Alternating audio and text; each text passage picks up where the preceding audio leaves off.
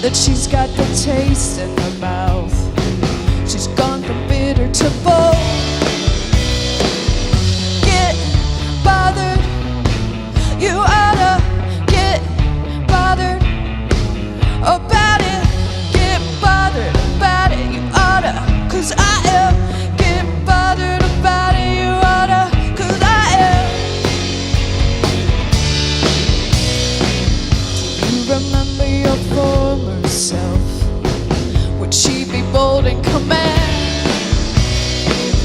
Now that she's got the taste in her mouth, it makes her richness seem bland. Get bothered, you oughta get bothered about it. Get bothered about it, you oughta, 'cause I am. Get bothered about it, you oughta, 'cause I am. Make no mistake, you only want what's coming to you, not what's in front of you. Make no mistake, you only want what's coming to you, not what's in front of you. Make no mistake, you only want what's coming to you. Make no mistake, you want it easy. Get bothered, you oughta get bothered about it. Get bothered about it, you oughta, 'cause I am. Get bothered about it, you oughta, 'cause I am.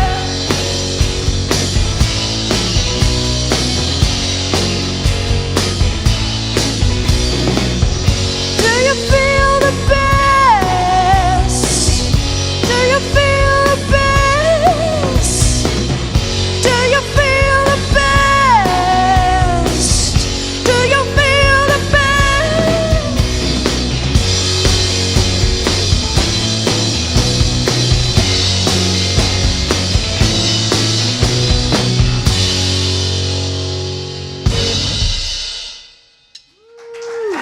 Thank you so much.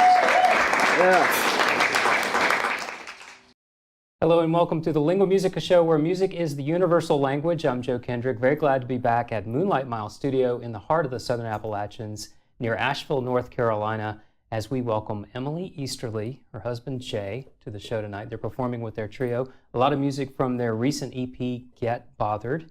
Emily, Jay, recently moved to Asheville, well, not that much recently, 2011, got a Yep. few years here. Yeah. Thanks for being here on the show. Thanks for having us. Thanks for having us. Yeah. So I've been getting into your music a lot lately. Tell us the story, because you've been all over the East Coast, it seems. Richmond, starting out, Miami, Brooklyn, now Asheville.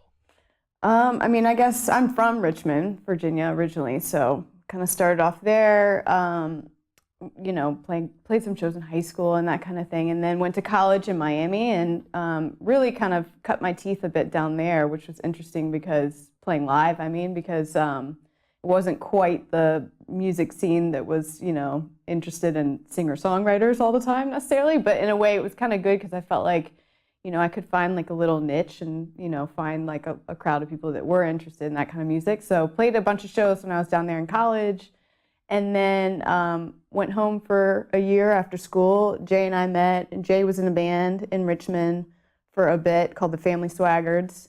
And then we ended up moving up to New York kind of soon after that. So we were in Brooklyn for a couple of years, and then after Brooklyn, moved here. So that's the whole... It's the arc. Yeah.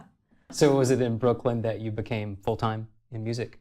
Well, I guess I've always taught guitar lessons as well. So I did that in Richmond as well, sort of the year after I graduated college, and taught at a guitar shop and was also, you know, gigging and playing shows and stuff. And then in Brooklyn did the same thing, taught, you know, had like a handful of private guitar students. And that's what I do now as well. So, you know, technically it's all making a living from music, but in different formats. Yeah. And I don't do full time, but I work for a Brooklyn company, and now also work for the same company, just remotely from Asheville. But do the music thing, obviously, is my passion. So. So tell us about Get Bothered and the making of it. You've got an Asheville artist that is really key with the motif and the look of it. Yeah, our good friend Nathaniel Roney, who's an amazing graphic artist. He and artist. He's a painter, drawer. He did the graphic layout for the album, but we used his images and did this kind of cool thing where we took an old projector and not an old projector, just a projector, and projected his artwork sort of over me. And my good friend Brooke Pretty took the album cover. So we kind of, in combination of like her artistic skills and his artwork, kind of came up with this cool album cover. I think it's cool anyway. So yeah, turned out neat. Yeah. And also we did a music video of the video that Barbie was talking about, Decent Animal. We did the same idea where we took Nathaniel's artwork and sort of projected it over my face and stuff while the video is going on. So it's kind of all in the same vibe, the video and the album cover. So tell us about writing the album and how that came about, because you've also done music, Jay, your own music alongside on a split single once before. Yeah. Yeah, I mean, the split single is more just my song and then her song. So, but we have sort of different writing processes, I guess. She likes to, write by herself, go down to the basement and kind of take care of everything by herself and then sort of present it later. I'm much more of a, I like to get all the pieces together, collaborate, play it 15 times, take it apart. Yeah. So, I mean, she wrote the whole Get Bothered thing by herself, essentially, a lot of the drum parts even. Yeah. And then the producer that she worked with played some of the other parts as well. So. But, Jay played bass on half the EP, and, he came up with his own bass parts, obviously, so that's a writing aspect from his side. But we have a project together as well that we do co-write, which is, interesting because we do have such a different, we come at it in different ways, like I feel like I want to finish a song in like one sitting, or else like I feel like the longer I work on it, the less inspired I get, with the song. Whereas he's like the exact opposite. Like the more he works on it, the more inspired he gets. So it's definitely interesting when we do try and co-write. I mean, I think we've come up with some good stuff together. Yeah, we work it out. But for this EP, I mean, I pretty much just wrote it myself. And this go around was sort of playing around with, because I've just gotten into playing drums a bit myself. So I was sort of coming at it from a different angle and actually writing some of the drum parts first to the songs and then sort of letting that dictate the song, which was fun for me because I'd never really done that before. And then, once we got into the studio, basically it was pretty much just me and our good friend Chris Cubetto, who has a studio in Brooklyn, and Jay, and we just played all the parts. Jay played bass, and then Chris and I played all the other instruments.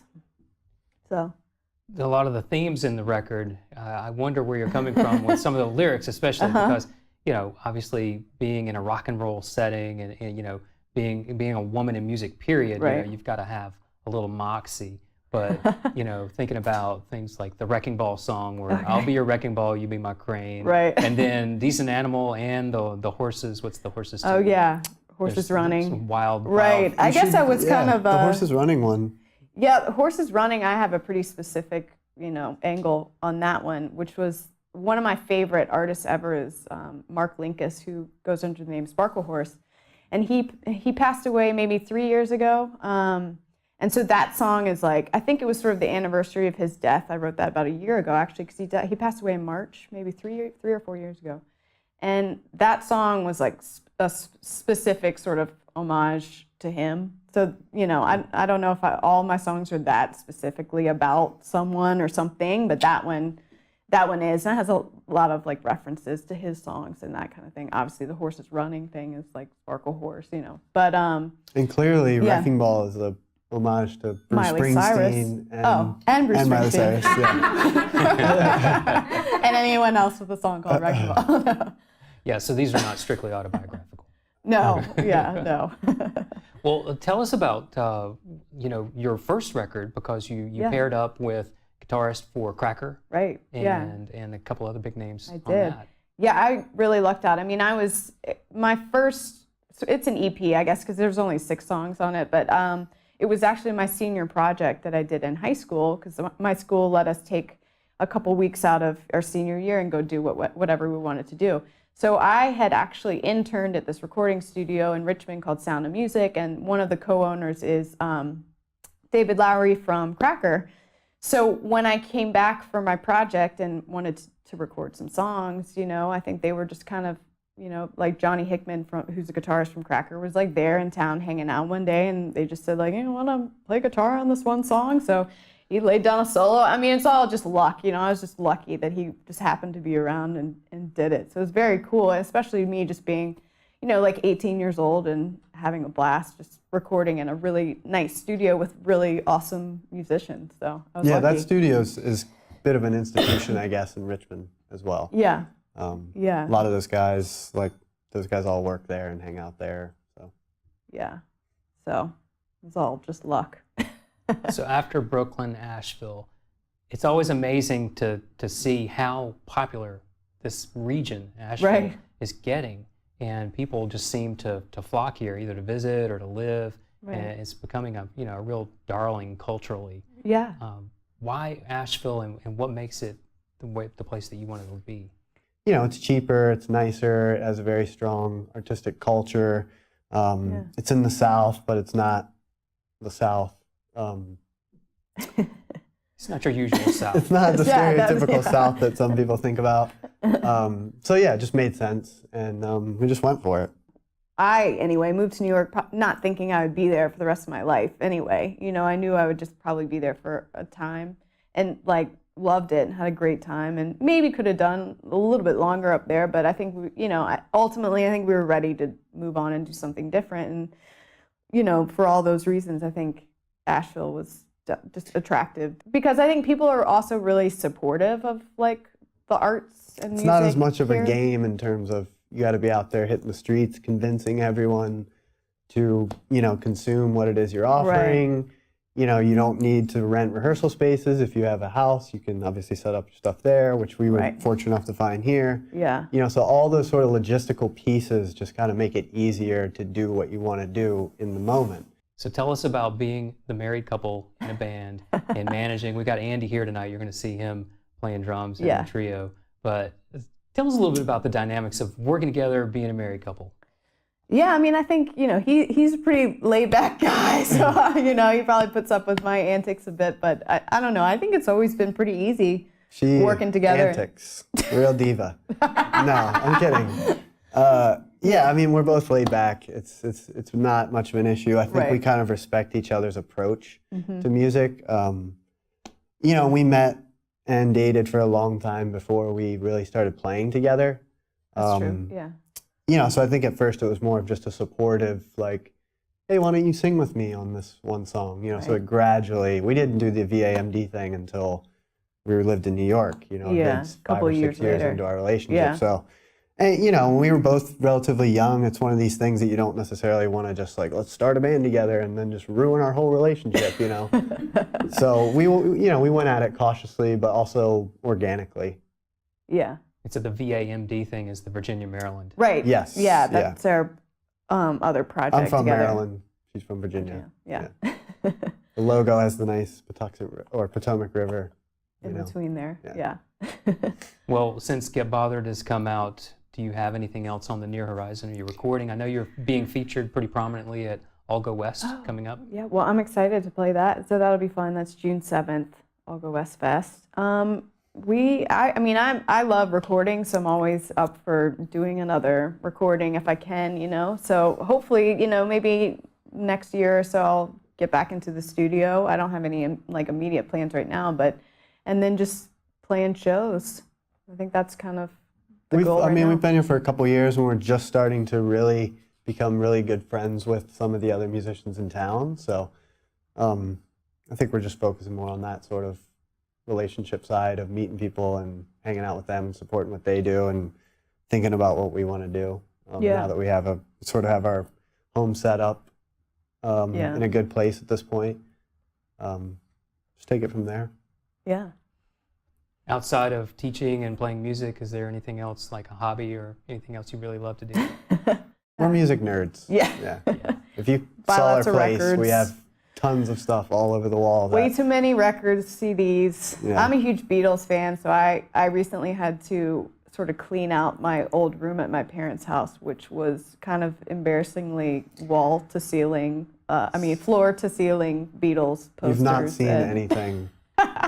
The first time I went over to their place, she was like, "Oh, like check out this is my childhood room." The walls and the ceiling are completely covered with posters. So you kind of walk in and you have like George Harrison like staring at you from five different, you know? It's Yeah. very bizarre. Yeah. Yeah. Well, So- a good place to start. Yeah. Oh Totally. yeah, definitely, for sure. I always say that like the Beatles taught me how to, like play guitar and harmonize and write songs. And, I mean, yeah. If it would have been Charles Manson pictures everywhere, I might have been like, it's good knowing you. Well, we really appreciate you having on. Thanks so much being for- on the show. Yeah, thanks for having us. Thanks for having us. Yeah. You're watching Lingua Musica, where music is the universal language. Our show with Emily Easterly and the band tonight at Moonlight Mile Studio. I'm Joe Kendrick. Until next time. Cool. Please, ladies and gentlemen, Emily Easterly. Jay. So, yes. Yay! Joe Kendrick. All right, this one is the Wrecking Ball song that we've been joking about all night. And when I wrote it, I didn't know that Miley Cyrus was going to have a song called Wrecking Ball, too. And that there was a Bruce Springsteen song called Wrecking Ball, and probably a lot of other songs called Wrecking Ball. It's a pretty common term, I guess. Whatever. So this is my song, Wrecking Ball.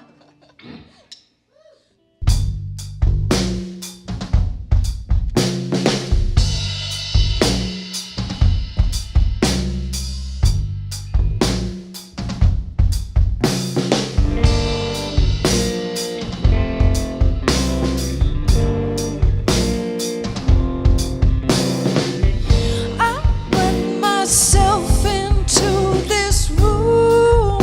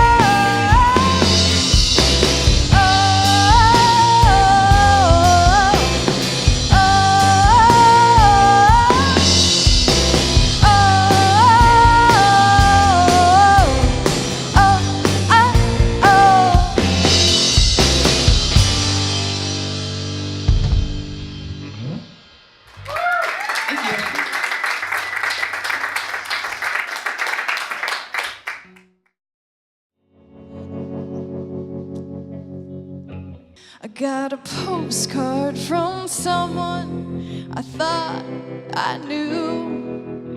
You claim that someone was really you. Why do you lead me on? Honey, why do you lead me on? I saw a shadow that walked a little like you, except when it walked into my living room, and a kiss from lips so perfect and sweet. It was delicious but felt incomplete. Why do you lead me on? Honey, why do you leave me on? Oh, honey, I never called you honey. Why didn't I ever call you honey? Shadow at the back of my eyes, the shadows, and I carry them around with me.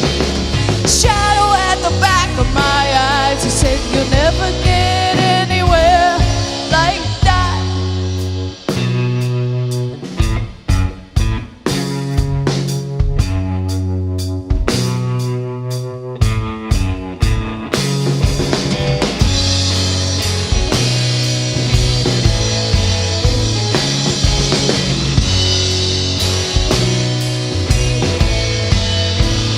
Why do you leave me on? Why do you leave me on?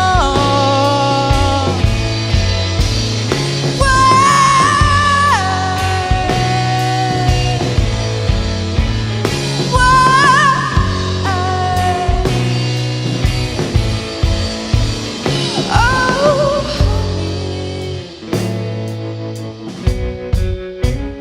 I never called you honey. Oh, honey, I never called you honey.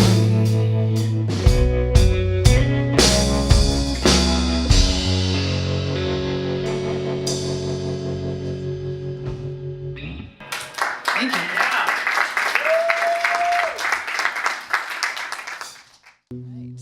There's another new one. This one's called Loaded Branches.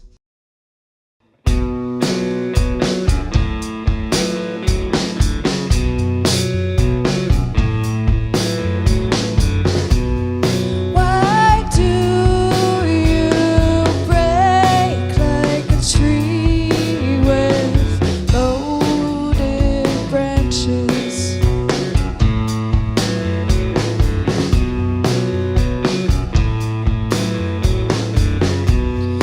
I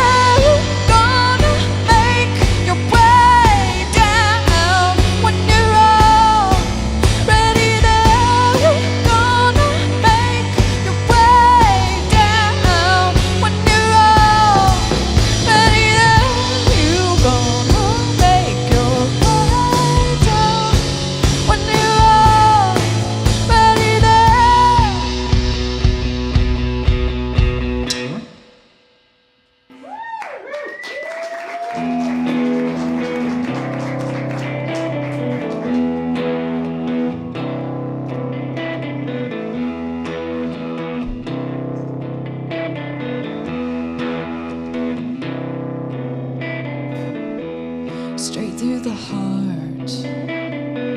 You've got some newfound space in there, but it's not the good kind. This time there's no repair.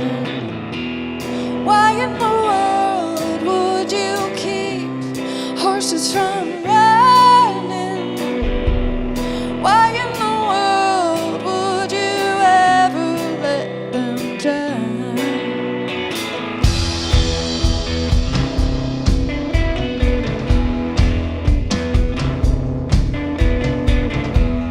Back to the start. Many chances did you get? If you had a new heart, would you choose to use it? You always made me dream of horses running through the sand. You always made me feel that things that are not real are really real. So why in the world would you keep horses from running?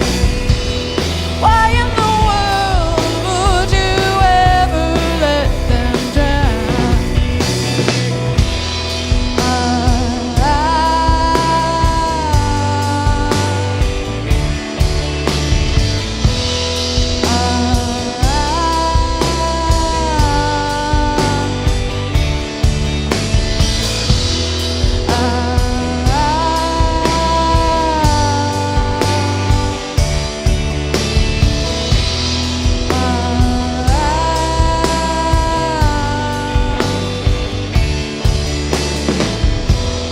Why in the world would you keep horses from running?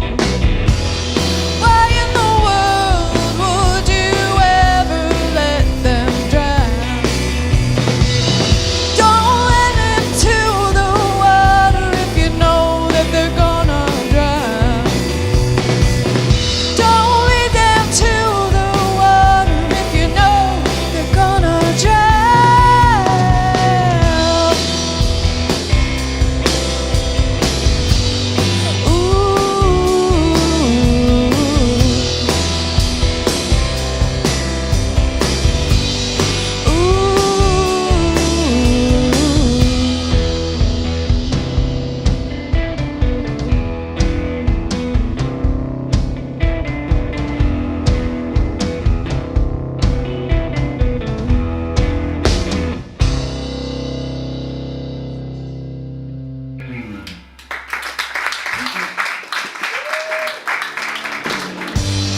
I'm a decent animal, you're a decent animal.